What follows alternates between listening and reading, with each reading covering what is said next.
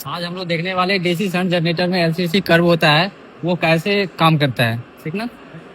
सबसे पहले मेरा ये कनेक्शन हो गया, ये शंट फील्ड हो गया, ये रियोस्टेट हो गया, ये आर्मेचर का हो गया, ये वोल्ट मीटर लगा रखे हैं, ये सीरीज में ये मीटर लगा रखे हैं, ये लोड है। तो जो शंट फील्ड होता है ये रियोस्टेट के सीरीज में लगाते हैं और आर्मेचर के पैरेलल में लगाते हैं और इसी के पैरेलल में वोल्ट मीटर लगाते हैं और इस सारे के सीरीज में हम एमीटर लगाते हैं, जिससे पता चलता है कि करंट हमारी कितनी निकल रही है। और लोड सारे के पैरेलल में लगाते हैं। तो आज देखते हैं हम लोग इसी कनेक्शन देखते हैं। ये हमारे हो गए रियोस्टेट हो गए, ये हमारे एसी वोल्ट मीटर हो गए, ये हमारे एसी एम्पियर मीटर हो गए और ये हमारे लोड हो गए। तो चलो हम स्टार्ट करते हैं।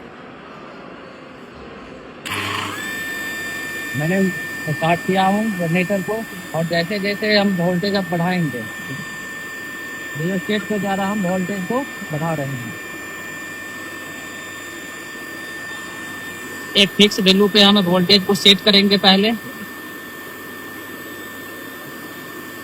मैंने 220 के वोल्टेज को सेट कर दिया है।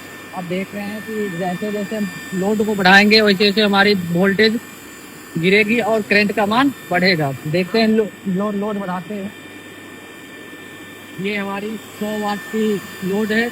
यहाँ पे जो वोल्ट का मान आया, ये 2 वोल्ट की गिरावट आई है, तो 218 वोल्ट हो गए और जो हमारी करंट आई है 0.7 हो गई है।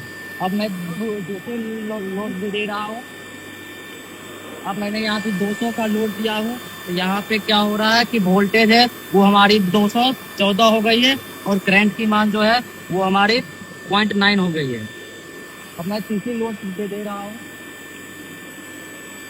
अब मैंने यहाँ पे 400 का लोड दिया हूँ और यहाँ पे वोल्टेज में आ गए हैं 210 के आसपास आ गए हैं और जो हमारी करंट है 1.3 के आसपास आ गए हैं। तो इससे क्या पता चला कि जैसे जैसे हम वोल्टेज जैसे जैसे लोड बढ़ा रहे हैं तो वोल्टेज हमारी गिर रही है और हमारी करंट में इंक्रीज हो रही है। तो ये इस तरह से ये इसका डायग्राम बन रहा है। ठीक है।